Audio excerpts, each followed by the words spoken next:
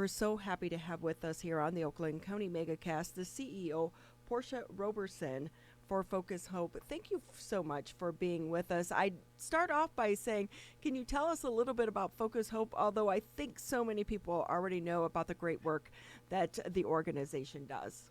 Well, good morning, and thank you so much for having me. I love to have an opportunity to talk about Focus Hope because although we've been around for 52 years now, we're in a new time. And so there are younger people who don't know anything about Focus Hope. So I like to reinforce why Focus Hope was started and what we're doing now. And so, quite honestly, Focus Hope was started out of the sort of rebellion of 1967. Father Cunningham and Eleanor Jositis, a white suburban mother and wife, decided that really after the 1967 rebellion in 1968, the way in which they would build back the city and the community where Focus Hope is currently located was through establishing Focus Hope. And Focus Hope started as both an advocacy group and certainly about workforce training and getting people jobs and elevating their economic status. And that's certainly some of what we do still today. So I've been at Focus Hope 2 years now.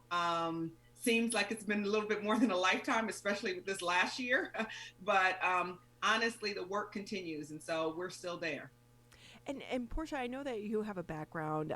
You're a lawyer who also worked with the city of Detroit and their civil rights division. But when I think now more than ever, Focus Hope is needed. But is it also in a way discouraging that more than 50 years later, we're still having this conversation and we feel like we're back exactly where we were 50 years ago? Ronnie, you hit the nail on the head. I remember right after the George Floyd murder, um, I had an virtual all staff meeting. So I got everybody on the phone. That's about 175 employees. And I should say I got everybody on the computer.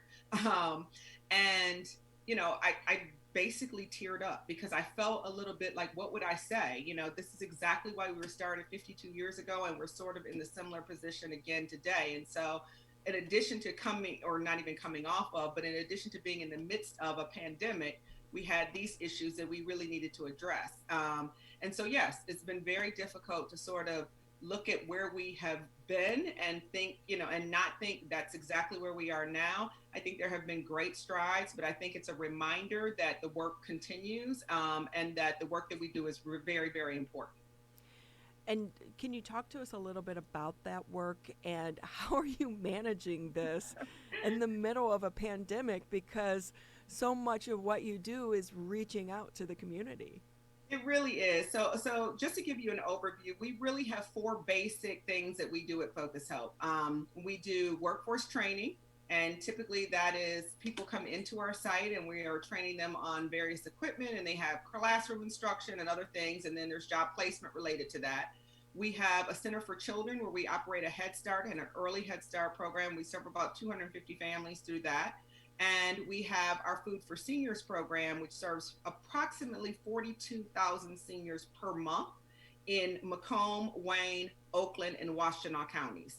And then all of that is done under the lens of advocacy about how do we lift people out of poverty, how do we fight racism, and how do we do it using those other three areas that I've spoken about. And so, one of the things that I've said repeatedly is that because of my pessimism and my earlier roles, both in city government and at the federal level, I was hearing a lot about the pandemic and a lot about how people were saying, oh, the city's going to close down, the state is going to close, things are going to be closed, you're not going to be able to go anywhere. And I remember talking to program directors and saying, guys, what are we going to do if things close down? And everybody sort of said, Portia, we're not going to close down. And rightfully so. Who could have imagined, right? Like I've never in my lifetime have I ever seen anything like this. So the concept of that we would be shut down and people would not come to work was so foreign to everyone. And then it happened. And the good news about it was that because I had been kind of pessimistic and hearing these things and started putting it out there, the team at Focus Hope really was ready and prepared to pivot right away.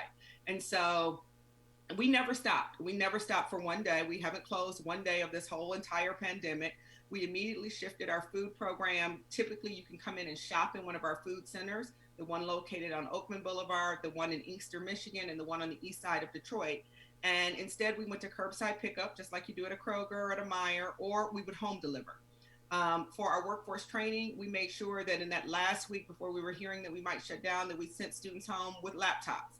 And we made sure our instructors were able to go live on, on the computer and do the instructions virtually. And then for our Head Start program, same kind of thing. We started doing home visits virtually. We started having educational packets for our little kids. We started also doing things that we typically don't do, which is providing diapers and wipes and formula and snack packs for parents who overnight had their kids home with them, 8, 10, 12 hours additional to what they were accustomed to, and needed some additional assistance. So we really never stopped, and we have not stopped. We probably will not go back for some time because we've operated very well virtually and we've been able to service our clients. And that's been my main focus and the focus of everybody at Focus Hope, is that let's make sure we can give our clients what they need and meet them where they are. And as long as we can do that, of course, my other directive is to make sure I can keep our staff safe. And Portia, how has it been reaching out to some of the people? Because one thing that has come out of this pandemic and this crisis is the glaring focus put on the fact that so many people and so many families don't have internet access. And so when we're all talking virtually, we think it's just this easy snap of the finger thing. You open up your computer and you can connect with one another. But there are a lot of families out there that are still struggling with getting internet access, and not only that, reliable internet access so that they can have 4 or 5 kids on virtual classrooms at the same time. Yeah, I mean, it really pointed out for me my own sort of sense of privilege, because I have 2 laptops at home, fairly decent internet service. I don't have children, so I don't have children at home trying to share that internet service with myself. I think the biggest thing was, lighting for these kind of interviews. Right, so, right.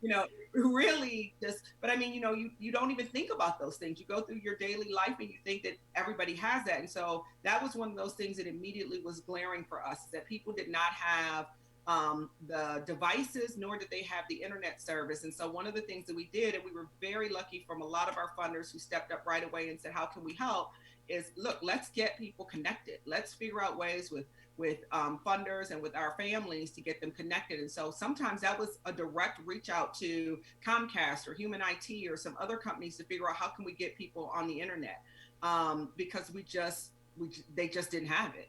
The other thing that was really apparent right away is, we heard a lot in the very beginning, and we still hear it now, about building a strong immune system, being able to exercise, but more importantly, getting fruits and vegetables. Well, in our Food for Seniors program, we give out a supplemental box, which is primarily non-perishable foods.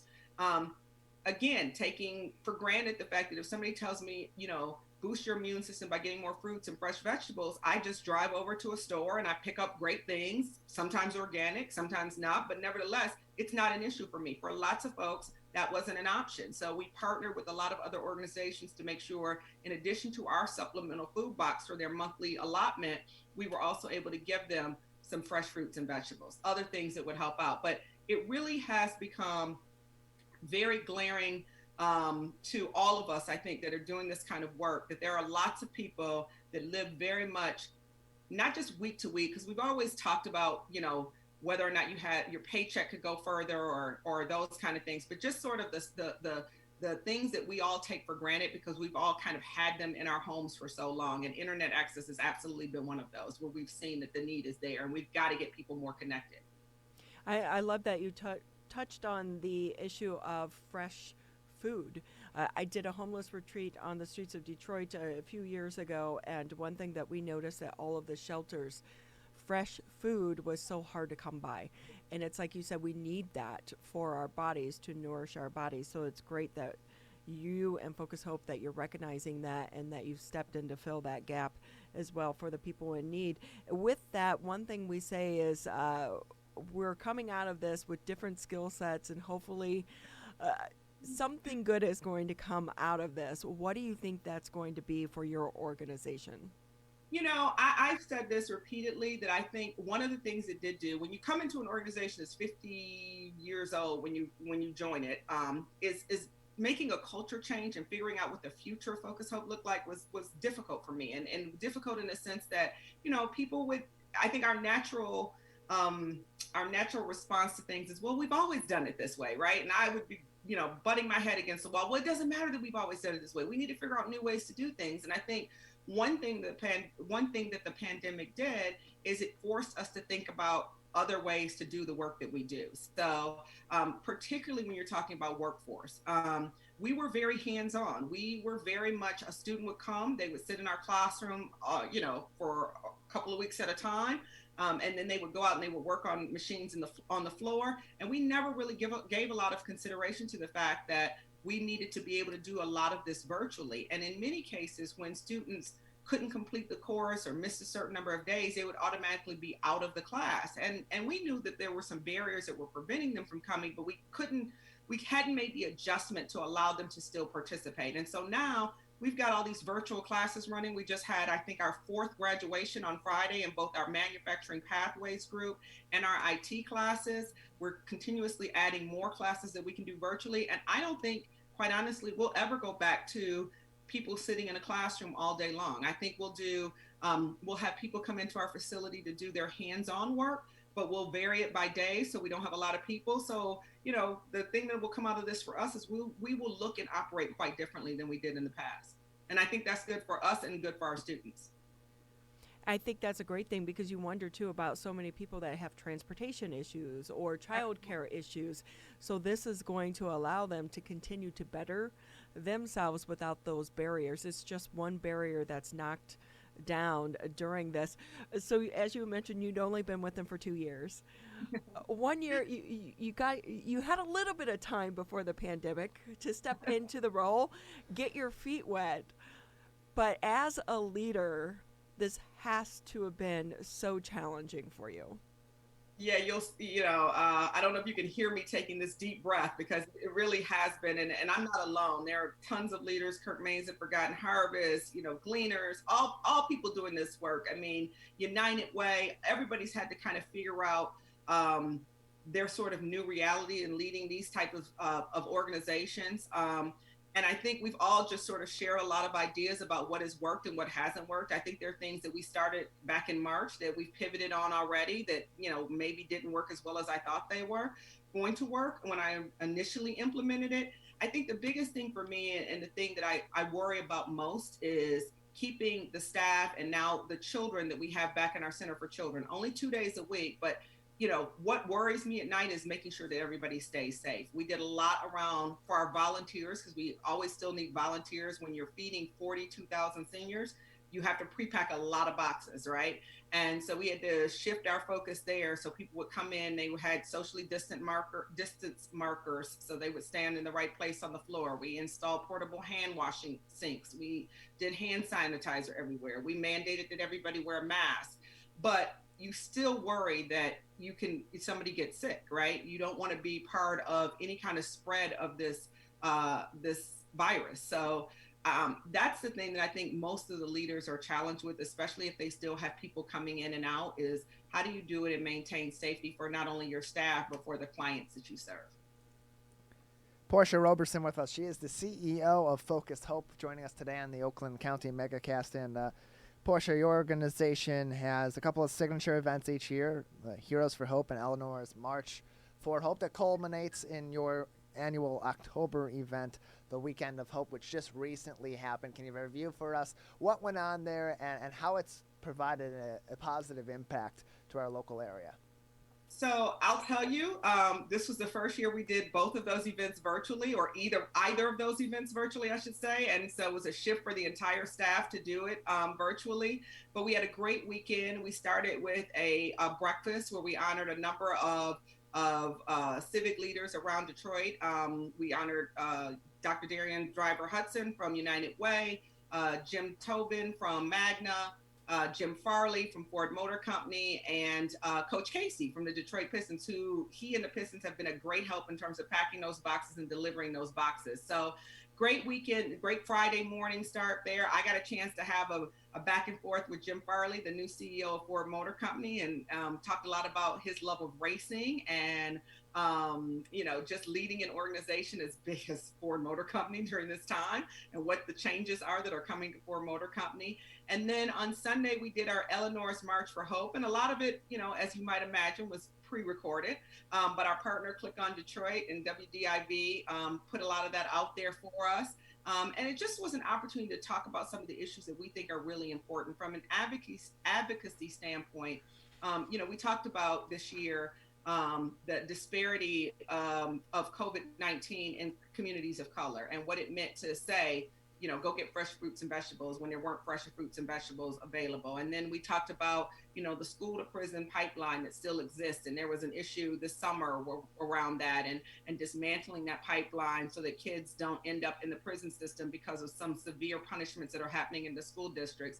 And then, of course, as an organization led by a woman, we talked about pay equity. How can we make sure that women are getting paid as much as men? And that, in this day and age when we have a woman vice presidential candidate, are we making sure that women are being lifted up in every space and making the same as the men are their contemporaries that are male? So we have 3 big advocacy issues we're going to be talking about for the entire year. But it went off, as well as you can be expected. Your last guest talked about having grace during this period and patience. And I think those are 2 of the things that we learned during the Weekend of Hope this year.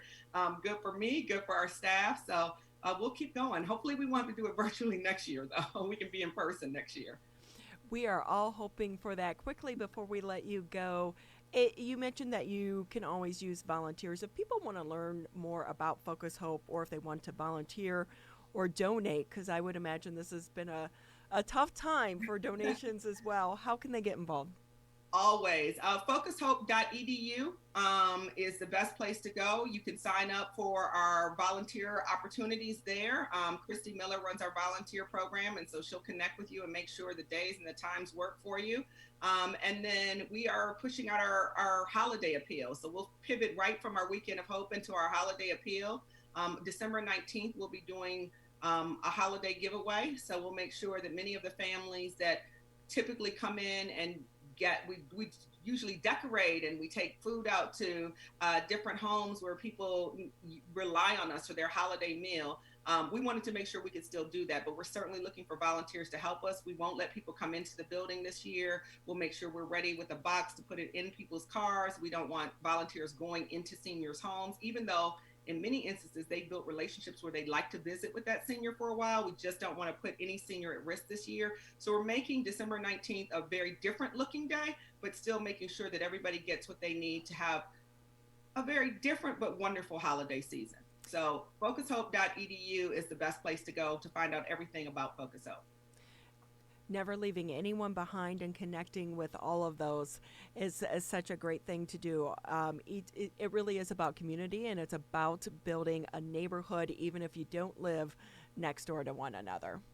Exactly. And I think this is what the pandemic has told us all. We all have to pull ourselves up and pull together for our neighbors to make sure that we're checking on one another, make sure we're helping one another.